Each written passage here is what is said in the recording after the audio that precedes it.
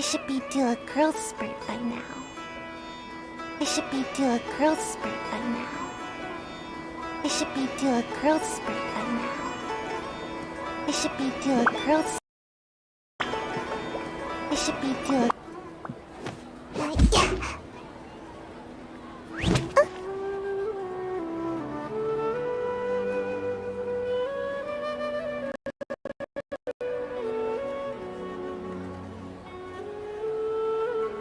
Seems like I should have just stayed in bed today.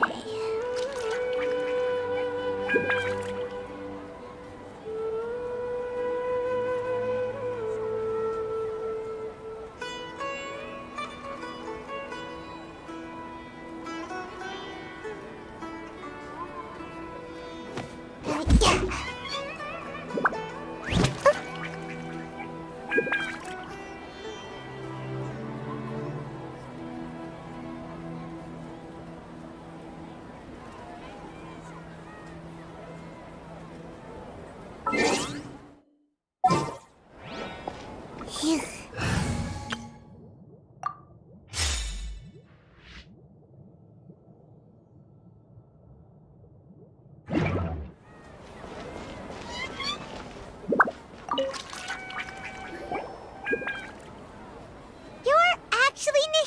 Aren't you?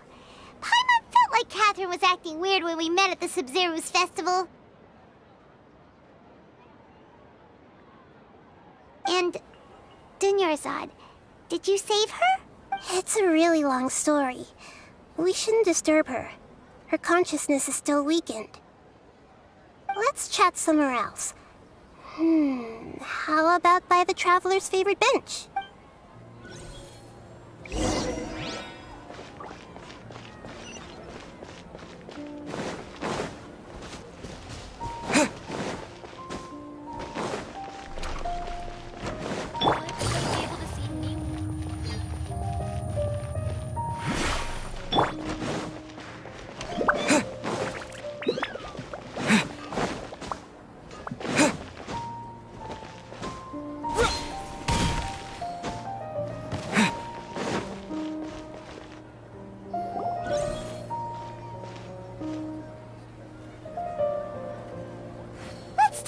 Dunyarzad first. It's such a relief that she's all right. After we parted on the last day of the Sub-Zero's festival, I left the city and saw what the Traveler had described. Among the countless dreams, I found one that was growing fainter and fainter. This proved my suspicion. Once Dunyarzad could no longer bear the Akasha harvesting her dreams, her consciousness began to dissipate. But this also meant it escaped the Akasha's control. Such a small fragment of consciousness can't last for very long, though. It will return to its original dream, where both will gradually fade until they completely disappear. I used all the power I had to keep her dying dream alive as long as possible, but it still wouldn't have lasted for much longer if it hadn't been for you two breaking the samsara. So it looks like we did manage to save Dunyarzad in the end. And not a moment too soon. Huh? Why are you two smiling so happily? I thought you'd be so moved that you'd start crying. I need to spend more time observing human emotions. Both are fine. Everyone reacts differently. All right. You two must have a lot of other questions for me, right? After all, you saved my faithful believer.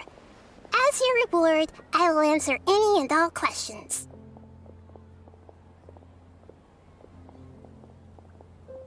At the Avidia Forest, there was this incense that made the Traveler fall unconscious and dream of a huge tree and a red sky. You also heard someone's voice, right? It said world and forget me. Yeah, so you do know! We've been wanting to ask you what that was about, and if the red sky was related to Conria. It seems like the Traveler established a connection to Irminsul. That was a message left by Greater Lord Rukkhadevata's residual consciousness in Irminsul. Perhaps her last memory before she died. As you two probably know, Greater Lord Rukkhadevata disappeared after the disaster in Conria. The timings of these events do line up, so your suspicions are reasonable. A message from Greater Lord Rukkhadevata? We thought it was from King Deshret. King Deshret? That god who died even longer ago? Some present-day desert dwellers still worship him. You probably just heard some of their conspiracies. Okay, so what does the message mean? I still haven't managed to decipher it. Even the Akasha isn't currently capable of doing that. Greater Lord Rukkhadevata's residual consciousness in Irminsul seems to be contaminated with something that has a very dangerous aura to it. Many devoted scholars go mad as soon as they connect their consciousness. I've warned the Academia about this many times, but people still keep falling victim to it. But I believe this is the key to saving Irminsul. That's why I've kept trying to decipher it. So the tree in the vision was Irminsul? Oh, Tainari also said that Irminsul is sick!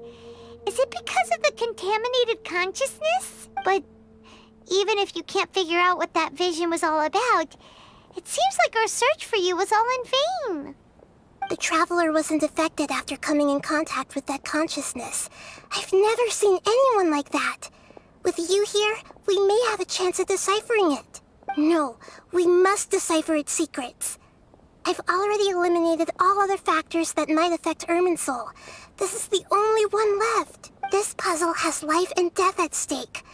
It could determine Irminsul's fate, as well as Tevat's. To be accurate, I'm using the Akasha as a medium to occupy Catherine's consciousness. How did you do that? Poor Catherine. Does this mean you can also occupy other people's consciousnesses? Theoretically, I can enter anyone's mind as long as they're wearing their Akasha terminal. The Akasha is the legacy of Greater Lord Rukkhadevata. As Lesser Lord Kusanali and the first Akasha terminal, my consciousness has always been linked to the Akasha. I've always respected my people's free will, so I've never actually occupied their consciousness. When necessary, I just borrow this bionic Snezhnayan puppet. Hold on. Did we just learn some deep, dark secret? So Catherine is... No wonder Paimon felt something was off about her. What about your own body? Why do you need to borrow other people's? Don't you live in the sanctuary of Surasthana? That story begins a long time ago. After Greater Lord Rukkhadevata disappeared, the sages found my newly born self and took me back to Sumeru. At that time, I was young and weak. The sages kept me in the sanctuary of Surasthana, ostensibly for the sake of protecting me. But I've hardly heard from them since. However, I do understand that they had hoped to find Greater Lord Rukkhadevata instead of me, a symbol of her passing. So, the sages basically put their new Archon under house arrest? How dare they! Why don't you teach them a lesson, Nahida? In some ways, they aren't wrong. Greater Lord Rukkhadevata was omniscient and omnipotent. Even after her death, the Akasha is still empowering this nation. And I'm still really far away from being able to call myself the God of Wisdom. Moreover, the Academia is also more proficient at governing this country. My existence has little meaning. Yeah, you got a lot of believers. Just look at the Sub-Zero's festival. Everyone who showed up truly loves you. Thank you for the kind words. But I honestly don't need physical freedom as long as I can connect my consciousness to the Akasha. Trying to find a way to save Irminsul is my life's mission and top priority. I will work on that, and try to live up to being a deity in the meantime. Every once in a while, I will also take up the duties of the God of Wisdom and enlighten a lost soul here and there. Doing all that should be enough. There has never been any big problems with the Academia's governance of Sumeru. This is the first time I've seen them step out of line. I wonder what caused them to go down this path, and what they hope to achieve. Even though the city's residents haven't noticed anything strange, If the Traveler hadn't broken the Sub-Zero Samsara, the situation could have become dire. I tried to do some investigating in the Akasha, but I couldn't find anything suspicious. And all the people of interest seem to purposely avoid wearing their Akasha terminals. I think they're deliberately trying to hide something. Oh, that reminds Paimon. In Gandharvaville, there was a sage who had invited Kainari to join some kind of project. Could it be related? Regardless, I need to first investigate the sage's motives, make things right, and punish them if needed. But I'll have to be discreet, or they'll see me coming. You mean how the Akasha stops you from having dreams? Yeah, it's been such a long time. No one's noticed something's up? It's not that no one noticed. It's more like no one cared. Ultimately, it's all rooted in the sage's misdirection. Misdirection? The sage has convinced everyone to believe that being unable to dream is a sign of rationality and wisdom. Not dreaming is a badge of honor in Sumeru, even if the truth is that their dreams are being reaped by the Akasha. With their propaganda in place, the sages can maximize their use of the Akasha to facilitate their research. Besides, Greater Lord Rukkhadevata must have created the Akasha in the hopes that it could be used to its full potential. That's why I've never come out strongly against this. Anyway, the perspective advocated by the sages drowned out any voices of doubt. By now, even those who never use Akasha terminals find it too shameful and embarrassing to talk about their dreams. Got it. I hope my answers were satisfactory, seekers of knowledge. To be honest, maintaining Dunyarzad's fading dream took a lot of mental energy. I think I may need to rest for a while. Oh, and you don't need to worry too much about the sage's activities for now. The Akasha won't be able to conduct another project on the scale of the Sub-Zero Samsara in the immediate future. Go and get some sleep. Leave everything to us. What a relief. This is truly the most exhausting birthday I've ever had. Traveler? Paimon? Why am I here? Do either of you know? Maybe you were sleepwalking. You know you can't wake up a sleepwalker. We happened to walk by, so we thought we'd wait for you to wake up. I see. I should visit my maintenance personnel sometime. Oh, I'm fine. I better go. Thank you. We spent quite some time in Sumeru City, but ever since we last said goodbye to Lesser Lord Kusanali, we haven't heard anything from her. Oh, we can't just keep waiting around like this. Let's go find Catherine and pick up some work so we can at least keep ourselves busy.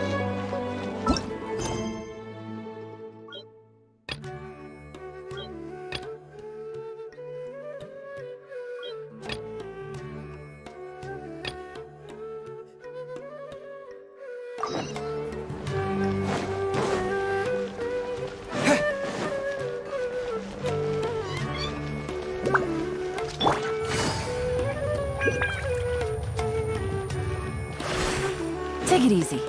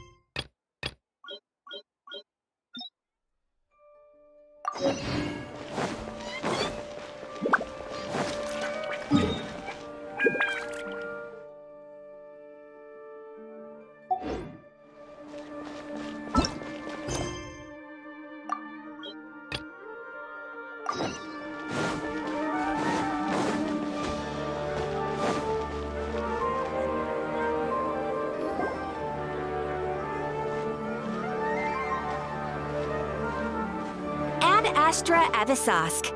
We meet again, you two. Hi, Catherine. Do you have any commissions for us today? Commissions, huh? Let me think. Oh, how about this? Please attend the Academia's Academic Symposium this afternoon and recite a love poem on stage. Wait, say what now? And if possible, please also use your camera to capture the reaction of the audience upon finishing the poem. Huh? What kind of commission is that? I see. It appears that you're not interested in this commission. In that case, please go to Port Ormos and convince the Eremites there to spend some time volunteering at the local orphanage. Hey, that's not any better.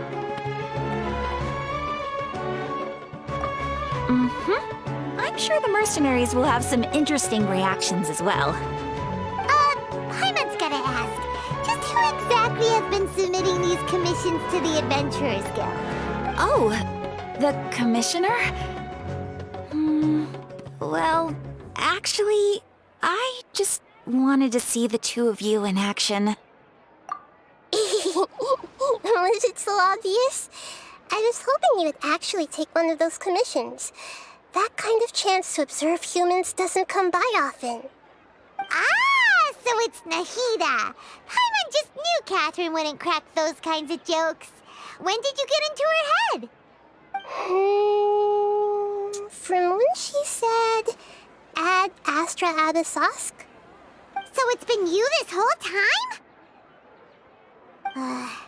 Are you done resting up, Nahida? Yes. I've been sleeping ever since we parted ways, and I even had a really, really long dream.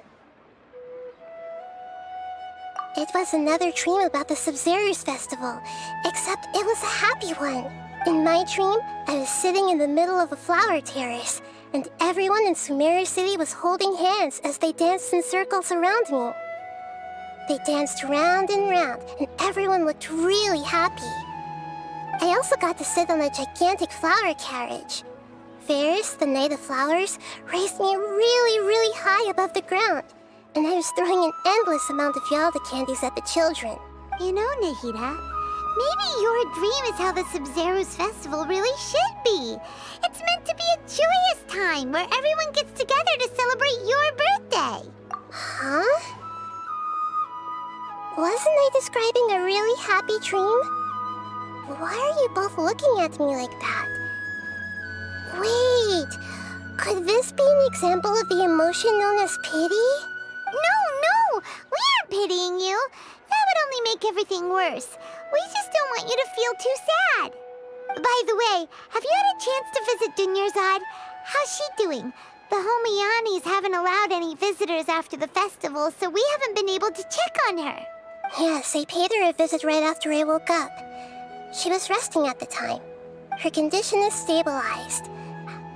However, since Elazar is a manifestation of the withering on the human body, we can only cure it by finding a way to take care of Irminsol's own withering. But for the moment, our top focus should still be figuring out what the sages are up to and what they're planning. Right. Who knows what'll happen if they manage to pull off another scheme like the Samsara of the Sub-Zerus Festival. So our first priority should be investigating and putting a stop to the sages' activities. As for how we should pull that off, let's discuss it somewhere else. There are too many adventurers around here. Oh, good point. Sorry, adventurers. We're gonna be borrowing Catherine for a little while.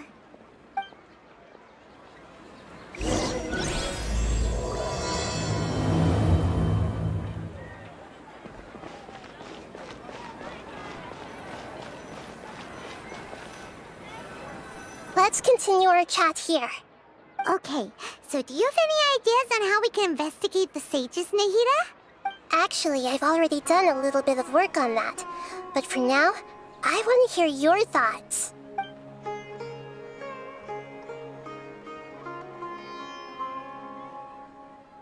I've already tried that, but all the key members of the Academia, even the core of 30 guards, intentionally avoid wearing their Akasha terminals. It seems that from the very beginning, they've been guarding against info leaks from the Akasha. Of course, it could also be because they're wary of me. Have you already caught the sage's attention? I'm guessing not yet, but distrusting me would make perfect sense if they've ever paid attention to the urban legends about me. In any case, I probably can't take over their minds directly. No way, that's too risky. You mean it'd be too easy to get caught? No, it's not that. We shouldn't involve innocent students in this. A single mistake could completely ruin their lives. Doing that would be ignoring the safety of my people for my own selfish goals. How is that any different from what the sages are doing? That's a good point. Spoken like the god of Sumeru.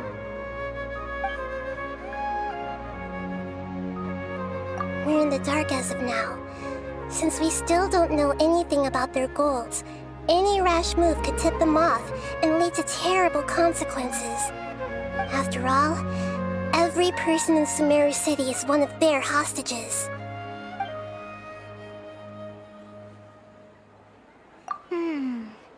Are we really out of ideas? Nahida, you're super smart, so you already have something in mind, right? Don't keep us in suspense. Spill the beans already.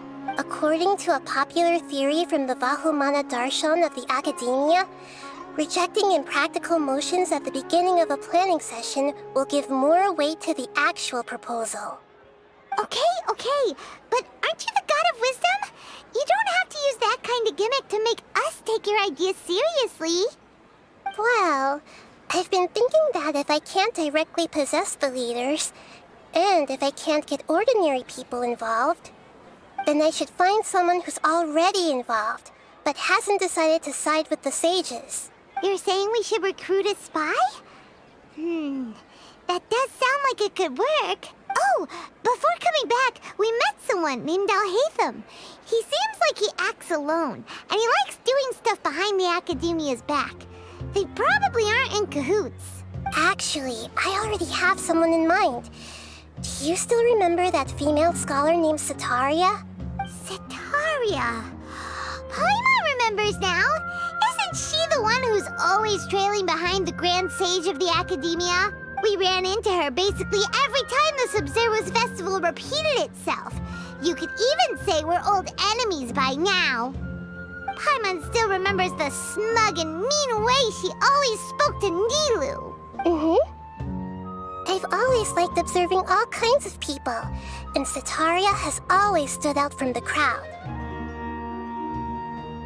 She was born in the desert and was hailed as their greatest genius. Her academic gifts allowed her special admission into the Academia, and also gave her the opportunity to serve as the sage's assistant. Oh, Paimon didn't know she was from the desert. She must be pretty special then. Paimon feels like most of the desert dwellers around the city are working as mercenaries. The name Setaria means star. When she lived in the desert, she shone like the brightest star in the night sky. Later on, she was chosen by the sun.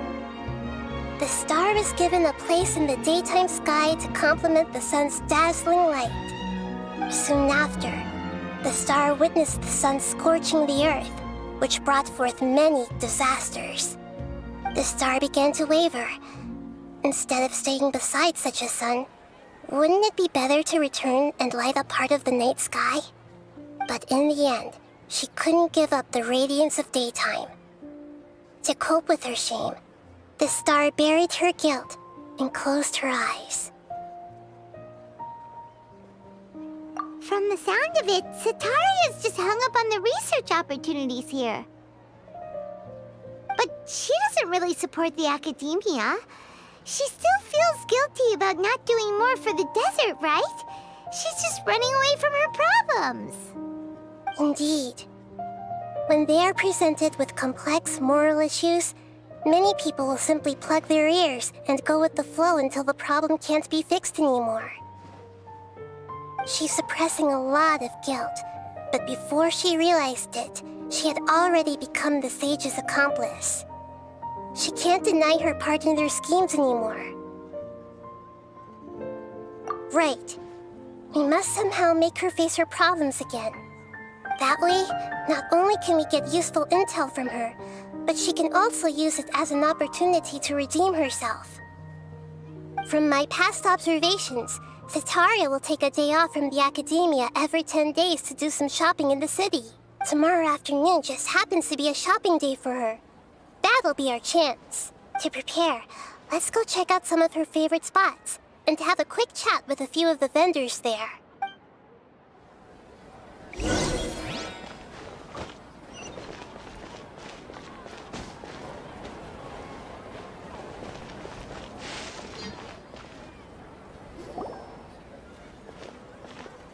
This should be Setaria's favorite fortune-telling spot. So should we ask the fortune teller about Setaria? No, I already have enough information on Setaria. The most important thing now is for you to pay attention to the vendor's talking style and key characteristics. Talking style and key characteristics? My poor lost lambs. Have you become troubled over your fates? The divine voice of wisdom often echoes between mine ears. If thou be blessed today by the gods, I may be able to show you the way. Huh? Really? Nahida, you've been whispering things to her? Shh. My friend here has some doubts regarding his future. Can we get a fortune reading for him? Of course, of course. In that case...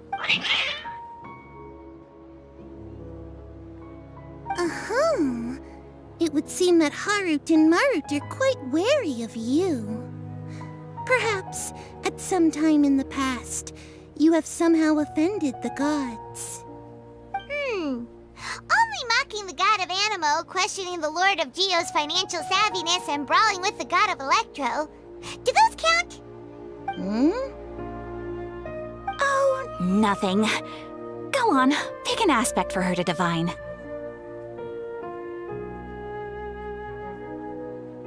Health prospects, no problem at all. The gods have spoken. The truth shall be revealed. Your life shall continue on for...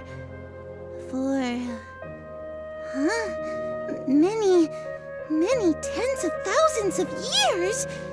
Impossible. Harut, Marut, did you two spoil my divination? I've never read a fortune so absurd.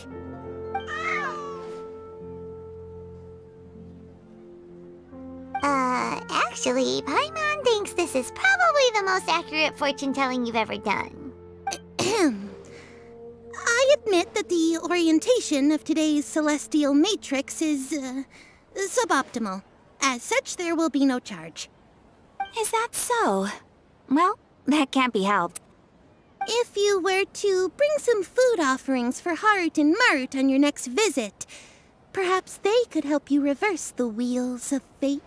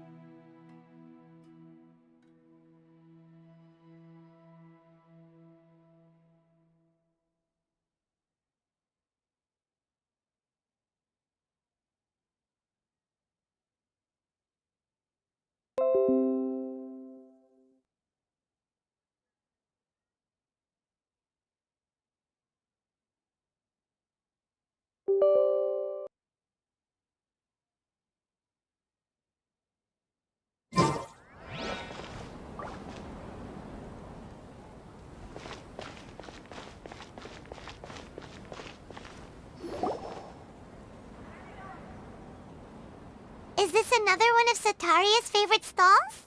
Yep. It belongs to a king. His father helped Sataria a lot when she first moved to Samari City, so she still comes by whenever she has time. When I start talking with him, listen carefully to the details of our conversation. Ah, dear customers!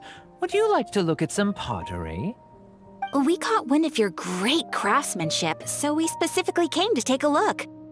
Oh, I recognize you. Aren't you Miss Catherine from the Adventurers Guild? Sounds like I'm in for some big business. Speaking of, where did you learn this trade? I suppose you could say it all started with my dad. He's a mason by trade, but I picked up an interest in clay while apprenticing for him. After that, I began making pottery by myself in secret, and I simply changed trades when my works turned out well. Although it's a pity that I'm no longer making much use of the knowledge provided to me by the Akasha. That's nice. You're making a living doing something you love. So is your father still working as a mason? Oh no, not anymore. A few years back, he fell from a roof and broke his leg. Since he had already saved enough mora over all these years, he's just enjoying the retired life in Port Ormos nowadays. I see. We wish him peace and happiness in his retirement. I'll have someone in charge of logistics at the guild come by another day for some goods. We'll leave you to it. Take care now. No problem. Rest easy, all our goods are sure to meet your every need.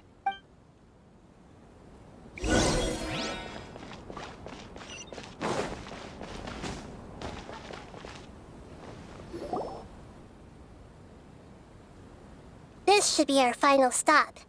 Sataria's always thinking of this restaurant when she's working at the academia, so she always comes by whenever she's out in the city. Nahida, you've really thought of everything. It's my duty to protect Samari's citizens, after all. Hi there. I feel like I've seen you down by the docks before. Huh? Sorry, I don't quite remember. If I recall, you were having a discussion with someone about shipbuilding at the time. Ah, that's right! I've always been really interested in feats of marine engineering. After all, I grew up in Liyue Harbor and spent my entire childhood staring at the ships going in and out of the port. I came to Sumeru to study, but failed to make it into the academia due to my lack of talent. But I'm still discussing all kinds of problems with different scholars, And I'm continuing to study and perform research from the restaurant's basement. I'm sure I'll get into the academia after their next round of exams. What an admirable spirit for learning. Amazing. Sure, but you'll find hardworking people wherever you go. So this restaurant has a basement as well? Huh. First I've heard of it. That's right. It's not usually open to patrons. Most of the time, employees use it for breaks or to hold private events. I see. Guess that makes sense. Well, good luck with your studies, Miss Chishan. Thank you so much. As long as I can make it into the academia as an official student, I'll be happy.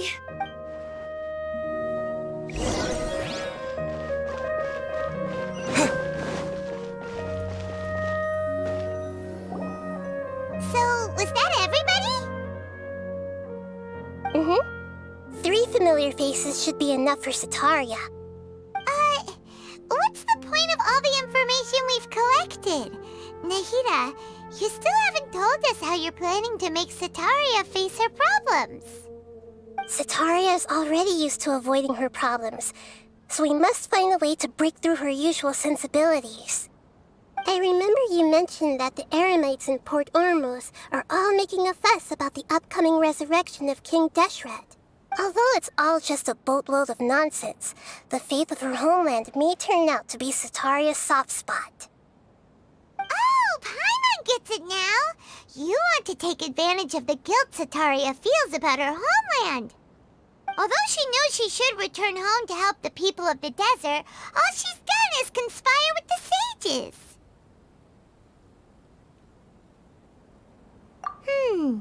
So how do we set that up?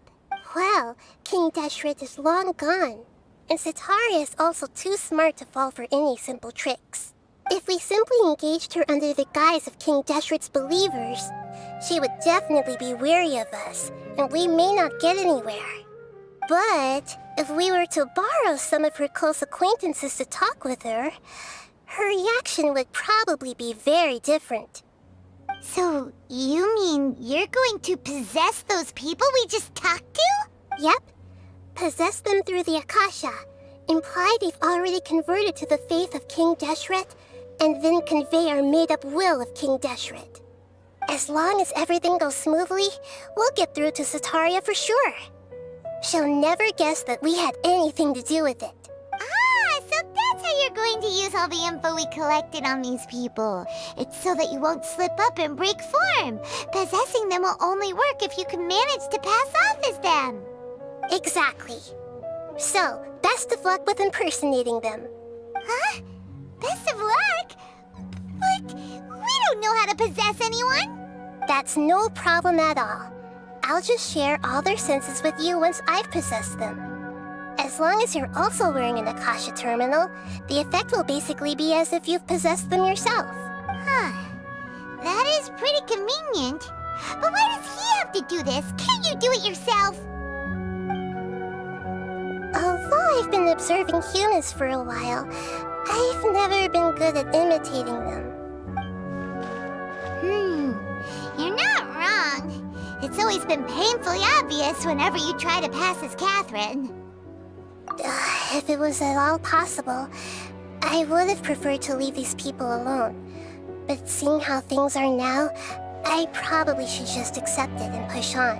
Yeah, don't beat yourself up over it. We're only doing this to help everyone, and we'll only be borrowing them for a little while anyway. Alright, then let's give it a go tomorrow afternoon.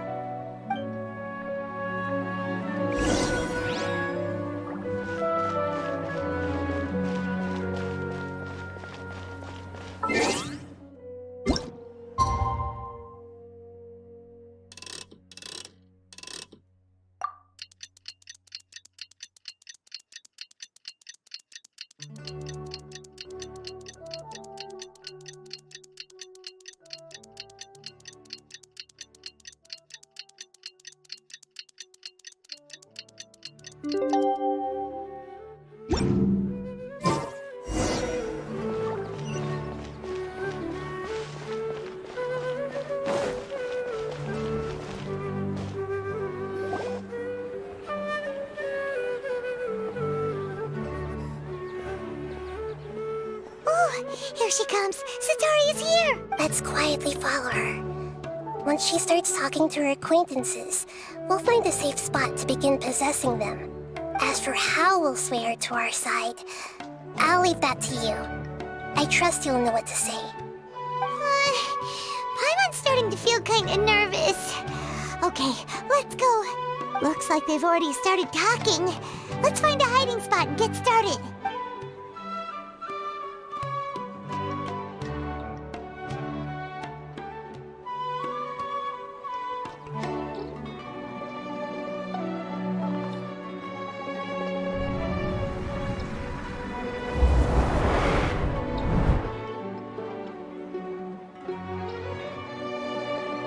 That's right. You really can't force anything when it comes to love. And besides, everyone around me has a very different background and outlook. Are you still listening to me, Nabia? Oh, of course I'm listening. You were talking about troubles with your love life, right? I heard everything you said. Okay then. You just seemed a little distracted for a moment there. Strange. Your cats seem pretty worked up. Is something wrong? I always thought they were quiet, happy kitties. Oh, what are their names again?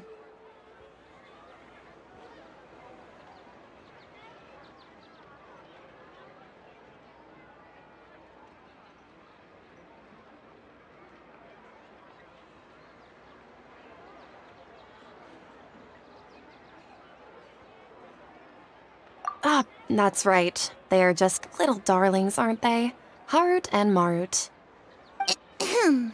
So, which fortune do you want me to read for you today?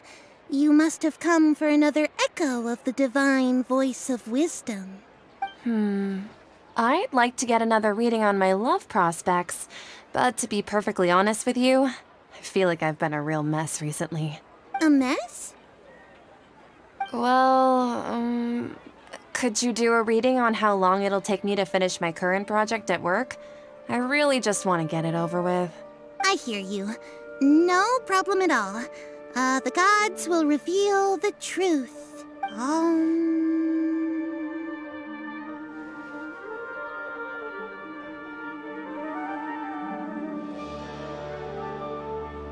The gods are asking, Sataria, why haven't you gone home? Why haven't I gone home? Do the gods really know everything I've been thinking about? Sataria, why don't you just go home? It's a demand now instead of a question. The gods seem to be truly upset. I'm sorry. I know I failed the gods. Please pass on my most sincere apologies and ask for their divine forgiveness. And if I may ask, Nabia, is there a specific god who's speaking to you right now?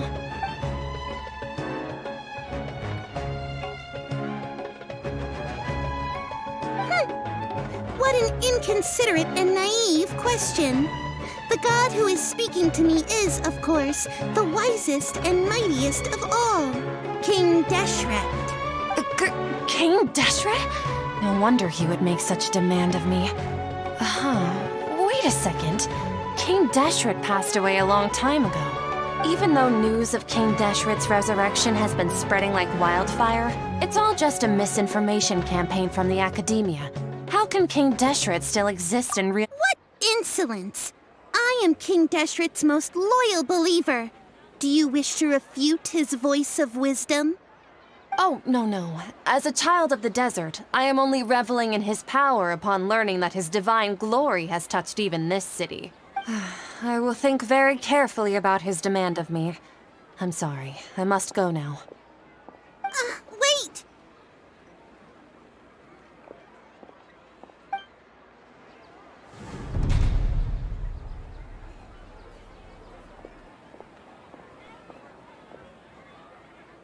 Whoa! She just ran off in a hurry. She looked pretty upset, too. Well done. Sataria didn't seem to suspect anything amiss. To have something she's been trying desperately to avoid show up out of nowhere and berate her, that must have shaken her to the core. Aw, Nahida, It seems like you understand human emotions really well after all. All I know are some abstract Harvard-taught theories. And in any case, my time with you has shown a lot of them to be utterly useless. I'm still trying to make sense of everything. Anyway, enough of that. Let's hurry and catch up to Sataria. He's out of Keem's now, right on cue. Let's get ready to possess him right away!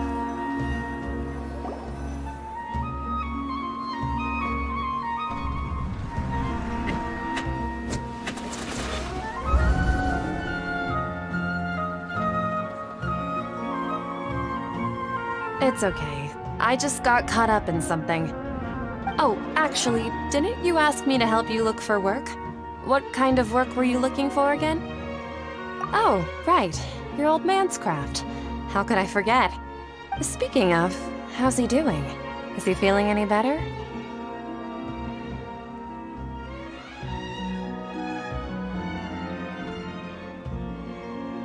Oh, that's good to hear. I've been thinking a lot about him. If I could get some more time off, I'd love to pay him a visit. Actually, while we're talking about him, is he still living in Port Ormos? Yeah, he's been retired there for a while. If you could find the time, please write him a letter. Let him know that recently, faith in King Deshret has taken root in Port Ormos and has begun to spread across Sumeru. He has a quick temper and has always been a devout follower of the Dendro Archon. I don't want him to get into a fight with those King Deshret believers because of a difference in beliefs. Oh? So, who are you siding with in all of this? The Academia or King Deshret? I'm so jealous of you. You were born a child of the desert, yet you chose to betray King Deshret, and now you spend all your time with those crooks from the Academia. Akeem, you don't mean you've also become a believer of King Deshret? What's so strange about becoming a believer of the wise King Deshret? In fact, aren't you the strange one? The one who still can't pick a side? Can't pick a side? Me? Whoa! Paimon had no idea you'd be so good at this! You really zeroed in on the issue and put it right in front of her. It might feel a bit overwhelming for Sataria, but once everything is over, I'll be sure to pay her a visit to her mind and explain everything. Anyway, let's keep going.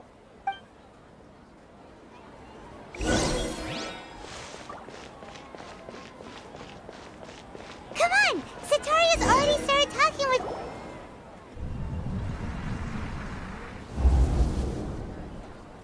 So, Shishan, have you noticed anything weird in the city lately? Like, as if someone was trying to preach to you about something? Oh, right.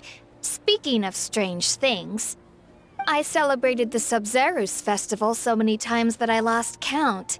That was really weird. Wait, how could you be aware of that? That should be impossible. Nothing in the report indicated anything like that. Are you still failing to realize that the Academia's lowly tricks could never deceive all of Sumeru's citizens? Shishan, don't tell me that you've converted to King Deshret as well! What an absurd question. You make it sound like I should be ashamed for becoming a believer of King Deshret.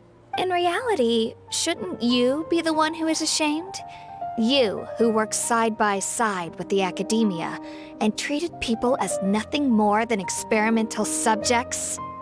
Please, please stop! Even now, Sataria's still trying to run from her problems. She can no longer justify everything to herself. Hey, she's trying to talk to the guards! What should we do? This is the most important part of all. Quick, get ready. Mercenary, you're a member of the Corps of 30, correct? Please help me pass a message to the Matra right away. The situation in the city is getting out of control. Please, try to remain calm, miss. Tell me what's happening in the city. Heretics are infiltrating the city, and they've already converted many residents to their side. Heretics? What kind of heresy are you talking about? King Deshret! Many people I know have suddenly started believing in him, but he's long dead. It's impossible. Miss Sataria, nothing is impossible. You know my name? King Deshret is immortal, and all who defy him will one day pay the price. You must face the truth, Sataria.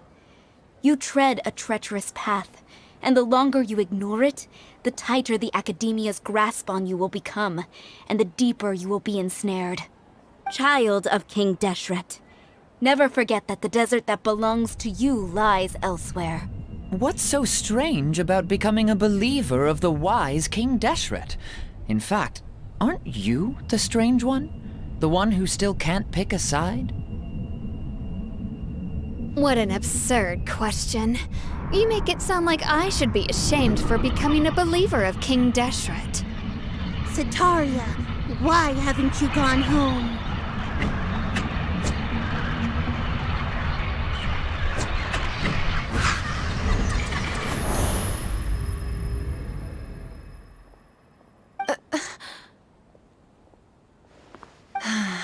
It seems that no matter where I run, I only keep finding more believers of King Deshret. I have to say, this is a familiar feeling. I've also been running from my guilt this whole time. Guilt over my part in the sage's plans, and from ignoring the letters from the children of my homeland. But no matter how much I may try to ignore or get rid of it, my guilt always comes back. You won't necessarily lose your research opportunities by facing the truth. Besides, did you really want to conduct your research while carrying such heavy feelings of guilt? How do you know me so well? Are you truly just a believer of King Deshret? Or are you the god himself? That's not important. The important thing is to pass judgment on the Academia and its sages, and to correct their mistakes. If you could provide some assistance in this matter, perhaps it could serve as a form of atonement.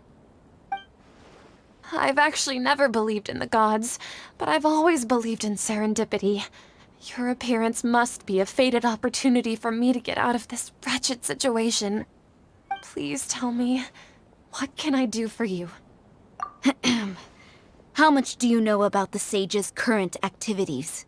I was just one of the designers for the masked dream harvest scheme, which is what happened around the Sub-Zeru's festival. But I know very little about the full scope of the overall project. I'd assume that only staff with the highest clearance would have access to those confidential documents. I've just been working to meet the Grand Sage's specified requirements. However, there's something that's been really bothering me.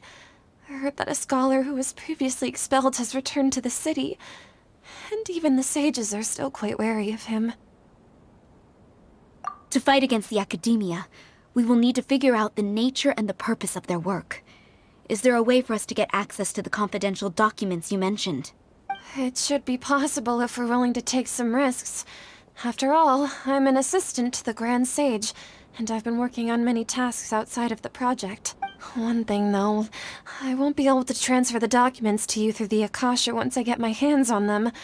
The sages have always closely monitored all activities within the Akasha. Let me see... let's use the most primitive method. Send someone to pick up the documents tomorrow evening at the Academia entrance. The Academia entrance. Wouldn't that be too conspicuous? Don't worry about that. I assure you, this won't be a trap. I'm only suggesting this location because it'll draw more scrutiny for me to leave the Academia again. It'll be safest for me to distract the guards long enough to hand you the documents. All right, I trust you. So, if I were to successfully complete this task, would it mean I've atoned for my wrongdoings? That'll depend on the judgment of the Dendro Archon. The Dendro Archon. That's right. Her people are the ones we have endangered. As the God of Wisdom, she's also the one responsible for judging and guiding the scholars. Maybe it's time for me to find a god to believe in. Just as Nahida predicted, we've managed to bring Sataria to our side! The Traveler's execution was ingenious. He's the one who deserves all the praise. Well, now that we've made plans to meet again tomorrow evening, all we can do is pray for Sataria's mission to go off without a hitch. Pray? But if we're going to pray to the gods, aren't we just praying to you? God of wisdom and guardian of the scholars? No. The truth is the true guardian of scholars. I've always believed that. Anyway, let's meet again tomorrow evening at the Adventurers Guild.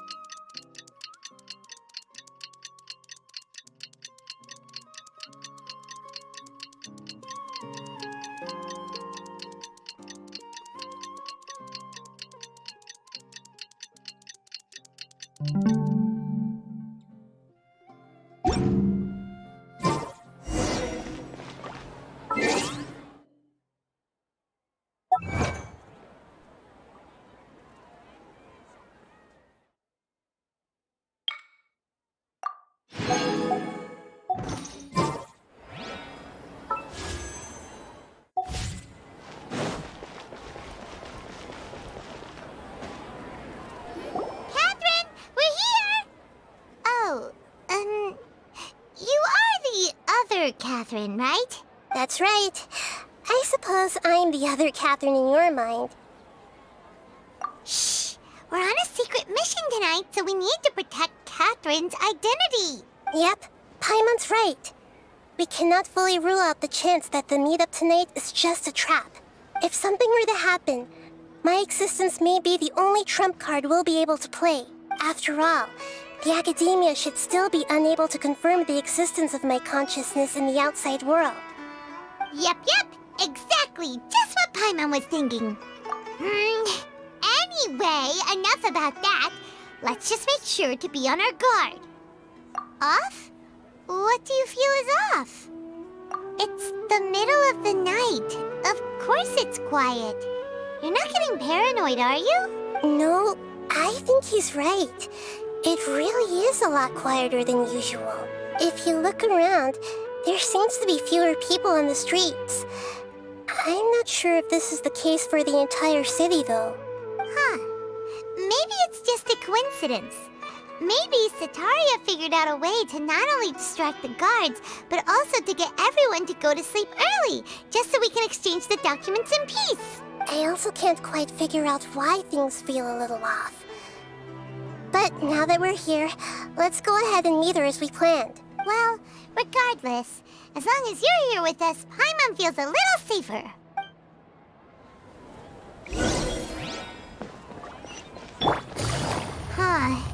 There really aren't many people out right now. Let's hope it'll be this quiet in front of the Academia, and that Setaria managed to distract all the guards.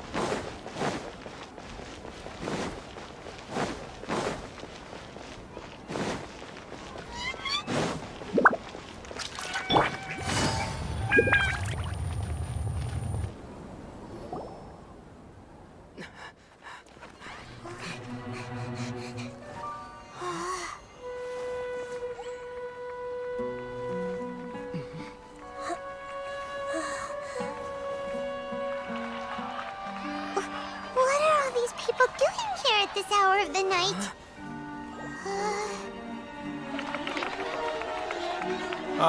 The triumphant hero returns at last. And to a rather spectacular welcome, even if I do say so myself. You're the outcast, expelled from the Academia. Indeed I am. Although these days they tend to call me the Doctor.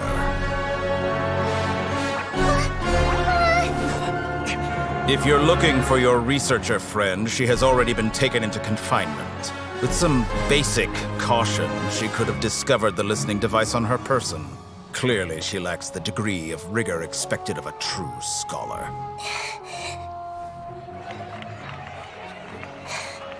The people of Samir City.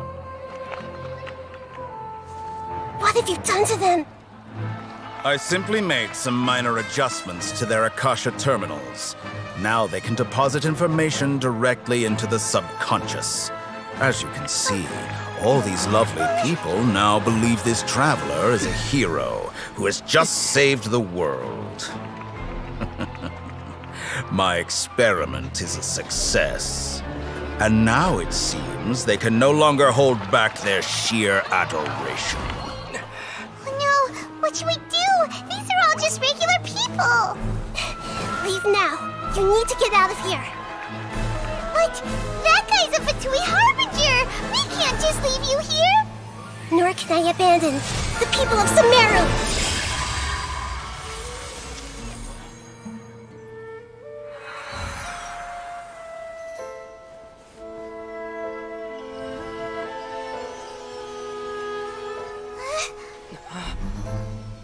Don't worry.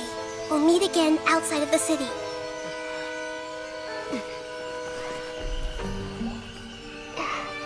I see.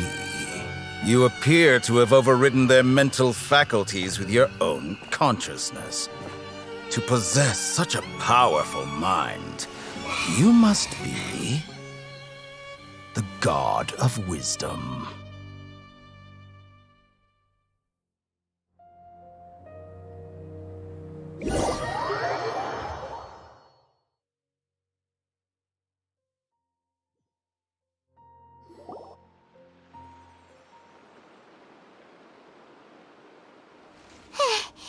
This should be far enough.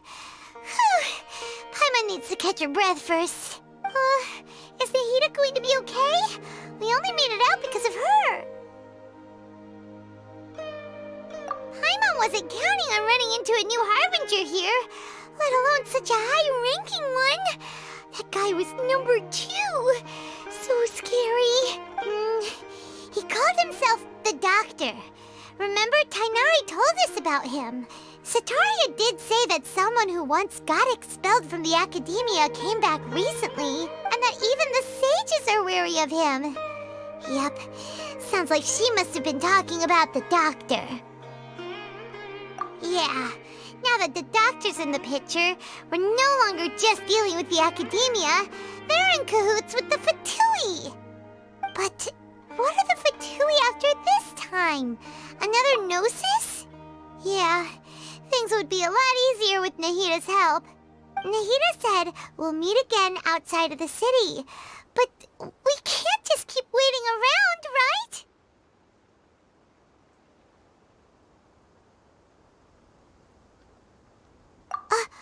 You mean... Oh, right! Wasn't he invited by the sages to work on some project when we were staying with him in the Avidia forest? Even though he turned it down at the time, he might still know something. There's no time to lose. Let's go to Gandharvaville.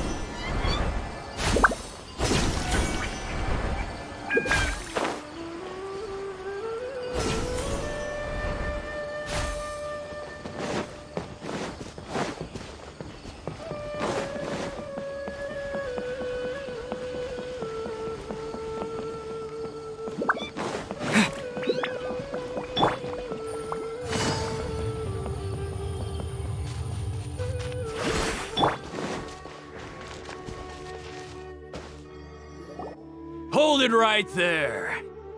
A blonde-haired traveler and a floating fairy. We've got you, all right.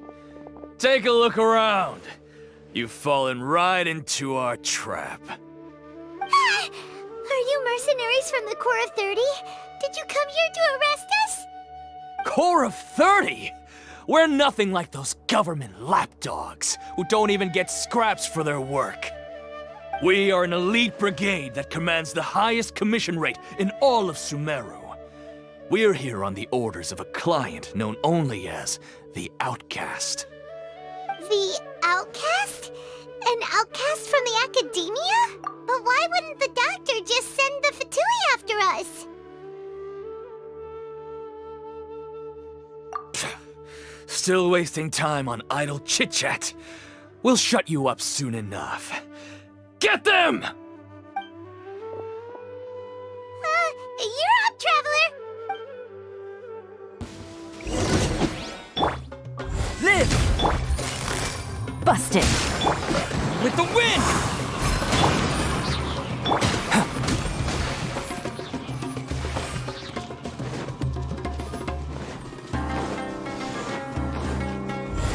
Need. That's close enough. New punching bag.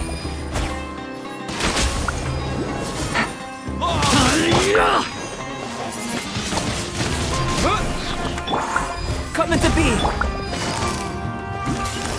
Quietly now. Live! Witness my great undertaking!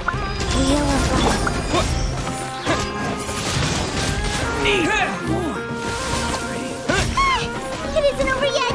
Here comes reinforcements! Here comes the catch!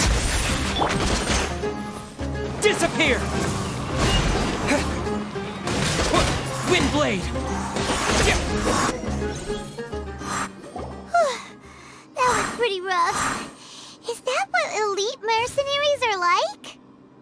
Yeah, looks like we'll have to keep our guards up.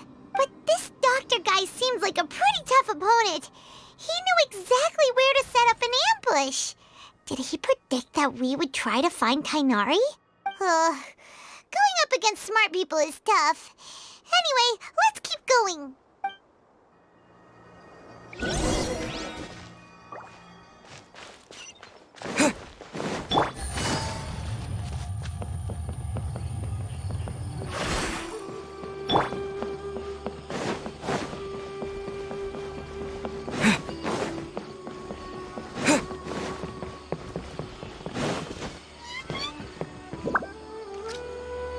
Oh, it's the Traveler and Paimon. What are you two doing back here? Kale, it's nice to see you again. Are you doing all right? To be honest, I'm not doing too well. My Elazar has been progressing at a faster rate lately. I'm finding it harder to complete more intricate tasks. As a result, Master Tainari is taking me off the patrol schedule. He will only allow me to stay here and coordinate other people's tasks. Oh, Kale.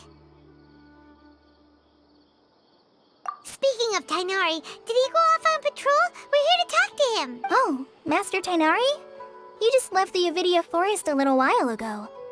He was headed to Party's DI. He left? But isn't Tainari always saying that he never wants to leave the Avidia Forest? He even turned down the Sage's invitation. I thought it was weird too. Master Tainari always prioritizes his work as a forest watcher above everything. He almost never leaves his post. He left in a hurry this time, though. No, I only found out that he left through a message he left behind. He also made sure to delegate all his tasks using a schedule. To leave in such a hurry? I guess he had something urgent to take care of. Master Tainari originally studied in the Amorta Darshan of the Academia, and Partis DI is something like the Amorta's research base. Many rare shrubs and grasses have been planted there for research. I know that before he became a forest watcher, Master Tainari once spent a long time conducting research at Partis DI. A research base, huh? Gotta wonder what kind of research Tainari just decided to work on all of a sudden. Oh, we don't have a lot of time, so let's go look for him at Partis DI.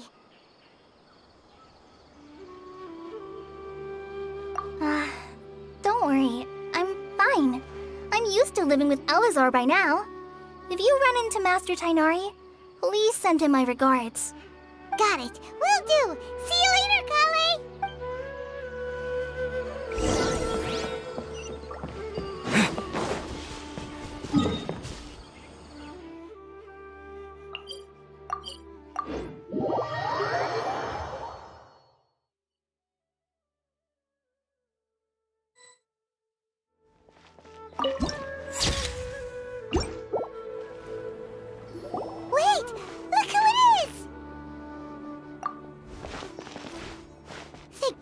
you're okay. We were so worried about you. Hey, this was supposed to be a touching reunion, but you're ruining the moment. Actually, it's very smart of the Traveler to be wary of me right now. After all, the Doctor has shown that his technology can apparently even control human minds. Plus, it's not like you could have known what happened after we split up and I was facing the Doctor by myself. Even a pool of stagnant water after a torrential storm can occasionally pass as a patch of sky. Paimon feels like only the real Nahida could come up with such an obscure analogy. Huh? But I wasn't trying to win your trust or anything. All I wanted was to clarify my point. Well, we understand that point now. Please, Nahida, tell us more about what happened. Are those poor people all right? When you left, I was still in the middle of restoring everyone's minds. Thankfully, when the Doctor mentioned depositing information into the subconscious, he didn't mean engraving information into their minds. Instead, he did something closer to creating hallucinations. That was still within my power to fix. Luckily, I managed to finish my restorations and mind jump away from him just as he was about to capture me. Whew. What a relief. The Doctor sure pulled out some hidden cards, but good thing we had Nahida with us. I wouldn't be relieved just yet. I gave away my true identity when I restored everyone's minds, which means we've lost another one of our trump cards. Also, the Doctor is already an expert at modifying Akasha terminals. Maybe it's only a matter of time until he captures my consciousness inside the Akasha. Would that mean you'd no longer be able to jump between minds? Then how do we stop him? He's still at the Academia, so it's possible he already started messing with the Akasha. Ugh, it feels like he's toying with us. What a nasty piece of work. Plus, the Doctor's combat ability alone is apparently enough to make him worthy of being number 2 of the Fatui. We shouldn't give up hope just yet. Let's try to find another way to attack this problem. Actually, Nahida, how did you know we were trying to get to Party's DI? Have you been waiting for us? Yes, I have. I can see the Traveler's elemental energy, so I deduced your destination by looking at the direction you were moving in. You didn't come here for sightseeing, right? Did you find any leads? We're looking for a scholar we know. His name is Tainari, and the sages once tried to reach out to him. Why don't you come inside with us and see what we can find? Okay, let's just hope we won't get him into trouble.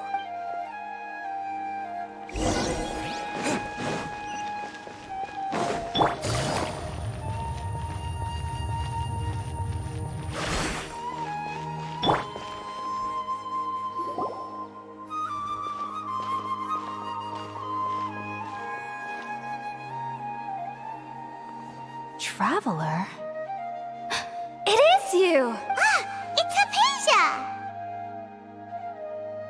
What a pleasant surprise! It's so nice to see the two of you again. Who's this? She's a scholar we met in the Avidia Forest. When we last saw each other, she was still training in the, what's it called? Satyavada life? Oh, I see. That's right, we're old friends. You've come at just the right time. Ever since I've come here, hardly anyone has even talked to me. Hypatia, you're way too excited about this. Actually, for you to leave the Avidia Forest means... you're not in training anymore? Wait, no. Did you already finish your training and reach Pariporna life? What do you think? My consciousness has already managed to make contact with the divine. You did it! Congratulations! It's so exhilarating to share this sublime joy with others at long last! When my consciousness made contact with the gods, what a supreme and unparalleled experience that was! That sounds incredible! Oh, all right. Actually, please wait. I haven't forgotten my promise to you. Remember?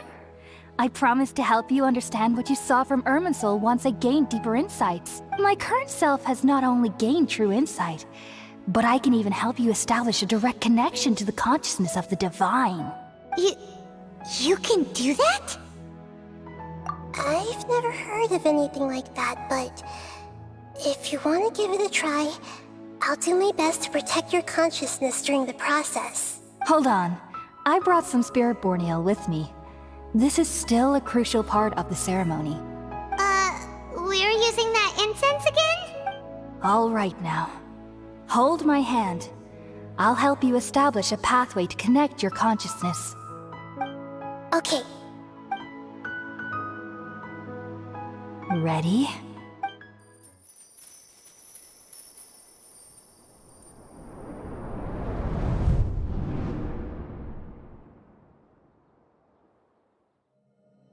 It took 3 betrayals for me to finally understand. The world is just an elaborate tapestry of lies. My fury will never be quelled. The first to betray me was a god. My creator. My mother. Valuing strength above all, she saw no worth in me and I was discarded. The second was a human. My family. My friend. Consumed by fear, he saw me as an abomination. The third was one exactly like me. A hope for the future.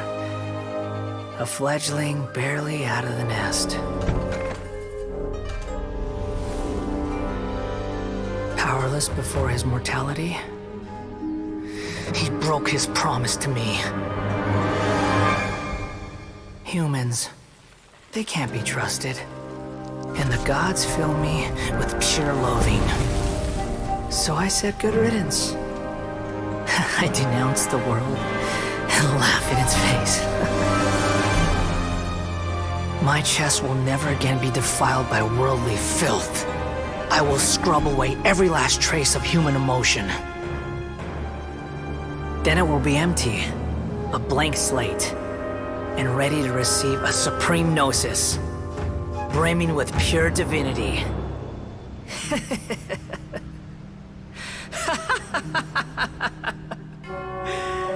There is no need to fear. The pain will be brief. Your era is coming to an end.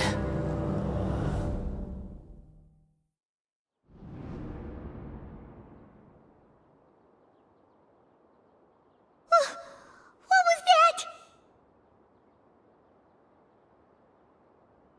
Did we actually just see the Baladier's memories? Everything matches what we know about him. But how is he connected to the divine consciousness that Hypatia was talking about? You saw it, right? You felt it, right? Such a majestic god! Such a noble will!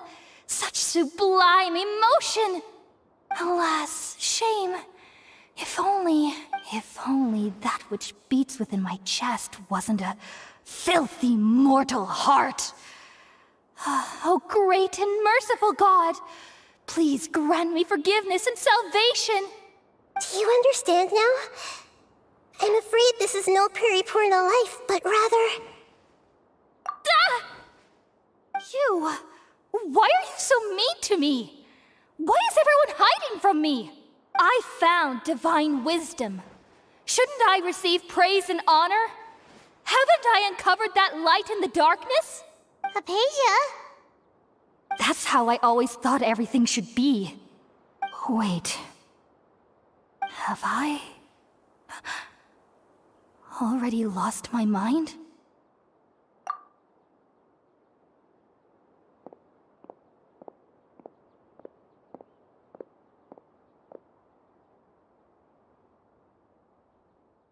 Wait, something isn't right!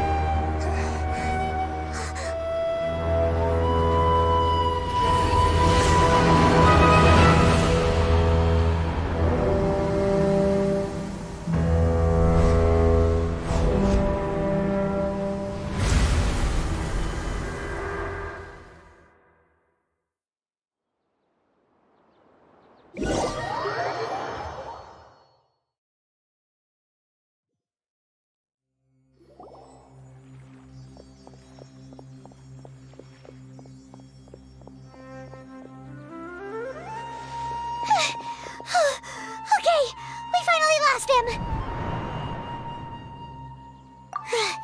Are you okay, Nahida? Wait, no. Something feels different. You're back! Oh, the Traveler's back? Nahida was controlling your body for a while. It seemed like she jumped over to you as an emergency measure right before the Catherine puppet was destroyed. After that, Tainari heard the commotion and came over. He helped us defeat the mercenaries and then he ran with us all the way here. What? You swapped places? You mean your consciousness also went into Nahida's body? Wait, then where is Nahida's consciousness? Where is she now? I never imagined that an individual's consciousness could be transferred around like this. Had I not seen it with my own eyes, I would have never believed it. I don't think this can be achieved with current human technology. Also, while we were running, the consciousness in your body told me to pass on a message. She said, "The doctor has found a way to trap my consciousness, so I can't journey with you anymore. But even in a moonless night, a shower of starlight can still drown out illusions and lies." Oh no! Nahida's trapped in the sanctuary of Surasthana for good this time. Was that message all she left for us? It's pretty vague.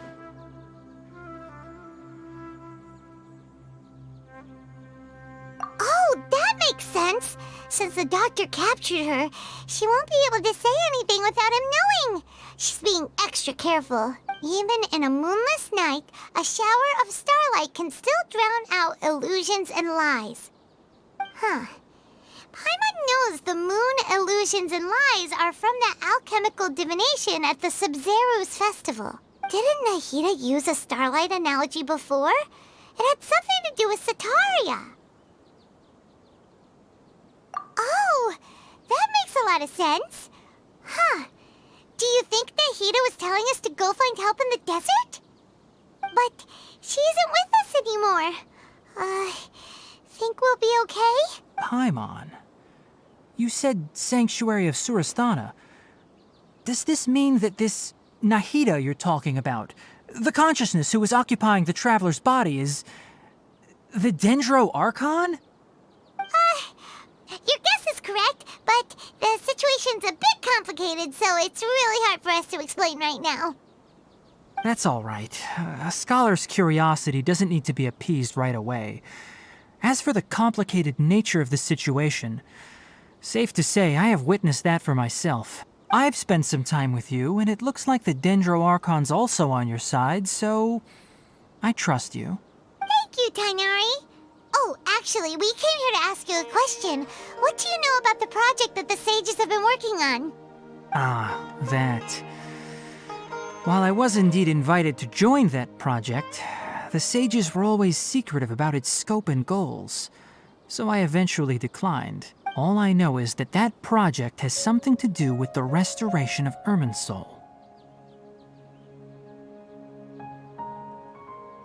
Huh? Did you see something when you were in Nahida's body? What? Do you have any evidence?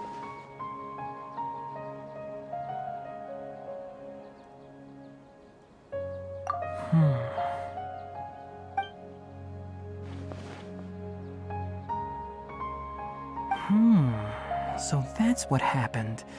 That explains why Hypatia's symptoms were different from those of the other scholars who went mad. It's because she made contact with the consciousness of a new god who is still in the process of being born. Tighnari, did you leave the Avidia Forest because of Hypatia? I did. I noticed Hypatia's mental anomalies, but since her symptoms were rather atypical, I secretly took her to Pardes Dii and began searching for a way to return her to her normal self. If I didn't take action, Hypatia would have already been taken by the Matra to the desert, doomed to a life of exile at Aru village. Now that you mention it, I knew the Academia has never thought particularly highly of Lesser Lord Kusanali, but I still didn't expect them to do something as arrogant as creating a new god. Looks like I made the right decision by not accepting their invitation. The Doctor and the Balladeer. We have 2 Fatui Harbingers in Sumeru. Sounds like we're in for a bad time. From your description, I don't think they've completed their project. There may still be room for us to intervene. But then, what is the connection between creating a new god and restoring Irminsul? Yeah, it feels like we're still nowhere close to figuring out the Sage's goals. Right, we've pretty much gone over everything we need to know, so we should head out. How about you, Tighnari? What are you going to do? I'll stay here for now. I still want to try a few more things to help Hypatia. If you're planning to go into the desert, start by heading for Caravan Rabat. That'll be your fastest route. Come find me here if there's anything else I can do to help. May the spirit of wisdom go with you. Thanks, Tighnari. Hopefully Hypatia will feel better soon. We're off then.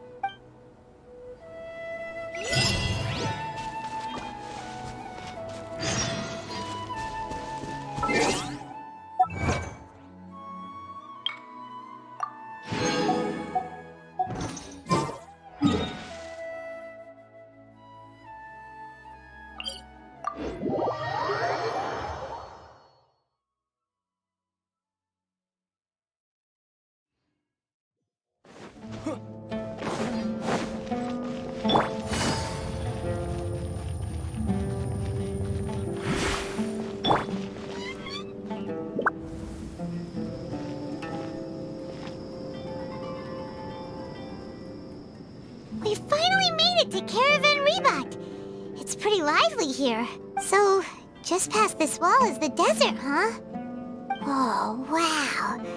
Paimon remembers hearing people call this the Wall of Samiel. It's made to block sandstorms from the outside. Oh, if it's this tall, it's gotta be the divine work of Greater Lord Rukkhadevata, right? Enough gawking. Come on, follow me.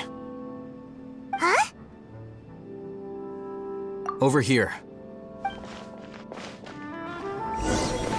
Oh, Hatham went that way! Let's hurry up and follow him. Wonder what he's up to.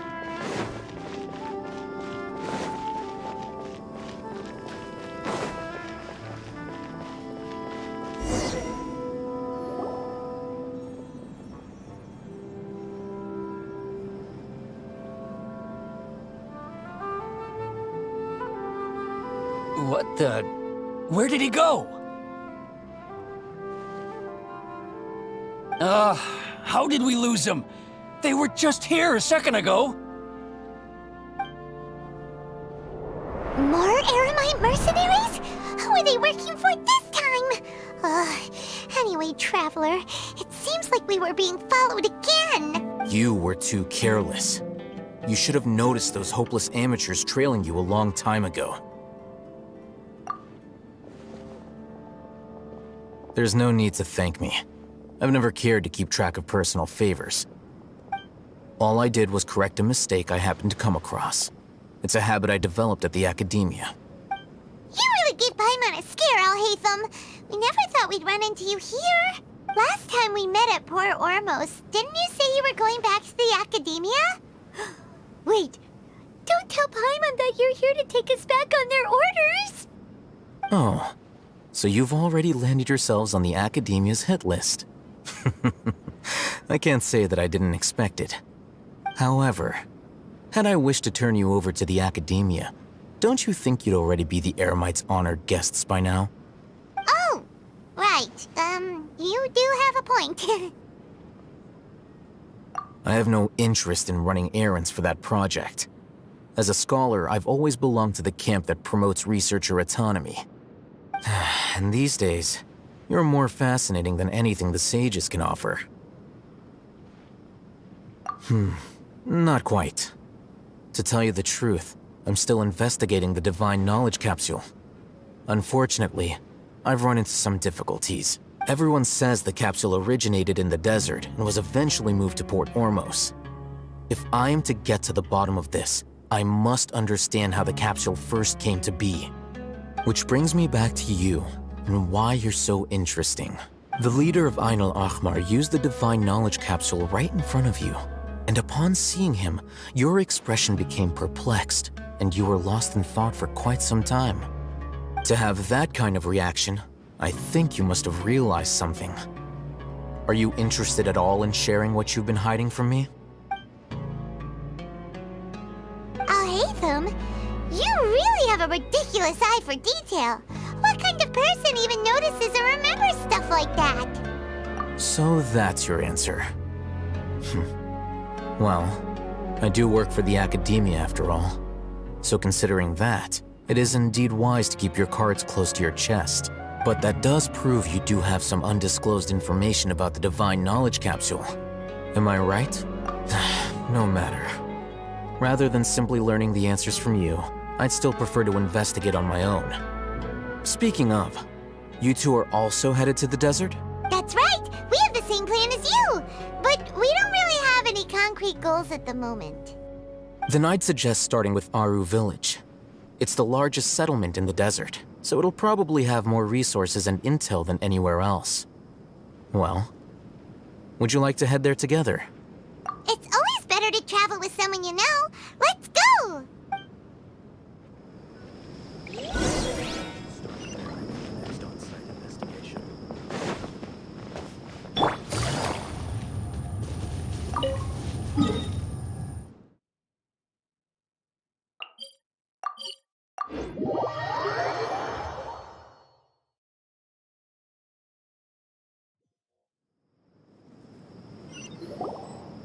Before us lies Aru Village, the safe haven of the desert folk. Whoa, this landscape is really something else. What a cool place! Let's go check it out!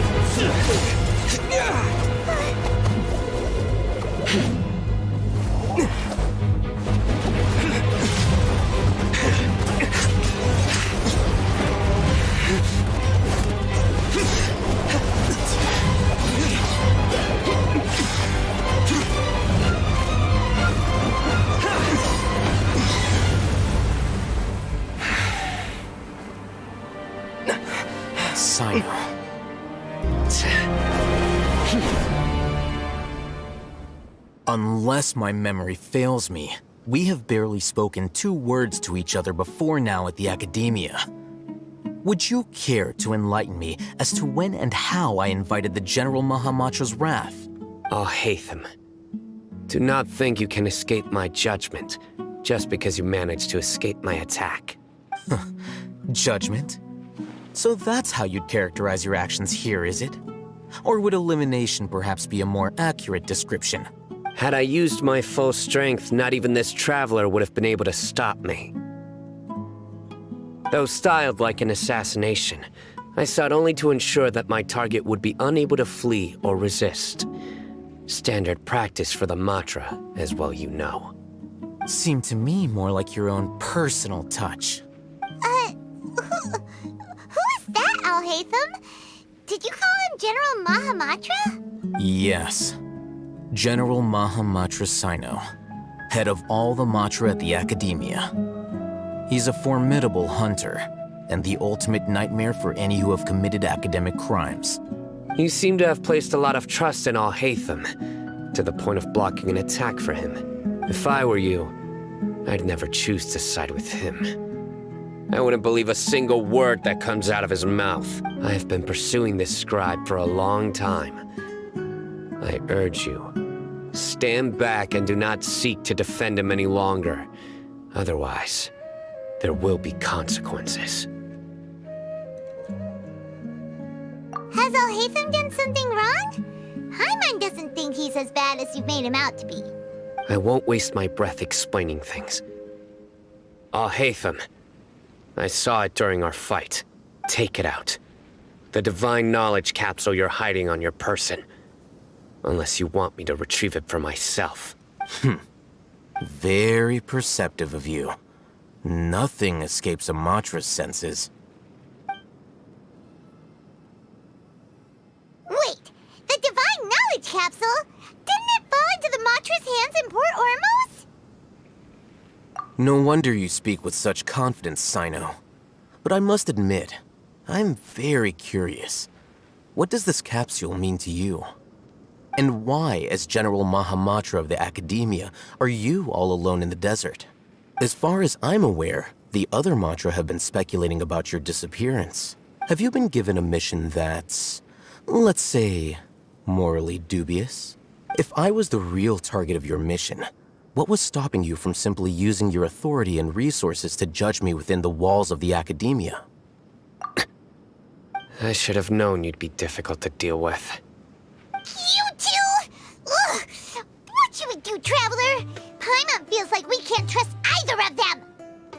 Ahem. Well, look at you two, acting all tough and self-righteous over there.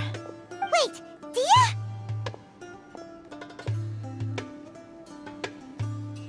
Great! Finally, someone that we can trust! You gotta help us out here, otherwise these two are gonna start fighting again! Yeah, sure looks that way. Two giants from the Academia duking it out once and for all. Not something you get to see every day, that's for sure. Listen, I know you academic types love to fill up your big brains with self-righteous morality and lord your empty rules and virtues over each other. But how dare you bring your petty disputes into the safe haven of Aru Village? It seems like someone's gonna have to beat some sense into your thick skulls until you finally learn to respect these grounds.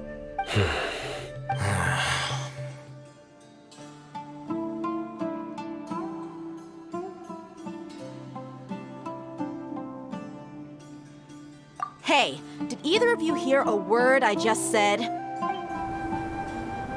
Whoa, what's going on? The wind's so strong! Is this a sandstorm? Paimon's gonna get blown away! Another sandstorm? What's up with these recently? Hey! All of you, over here, quickly! We have to take cover! Someone's calling for us! Oh, this wind is too strong! Let's get over there! That sounded like Candace. Come on, you two. Jeez, are all of you Academia folks such hard work? Move it! All right, stop yelling.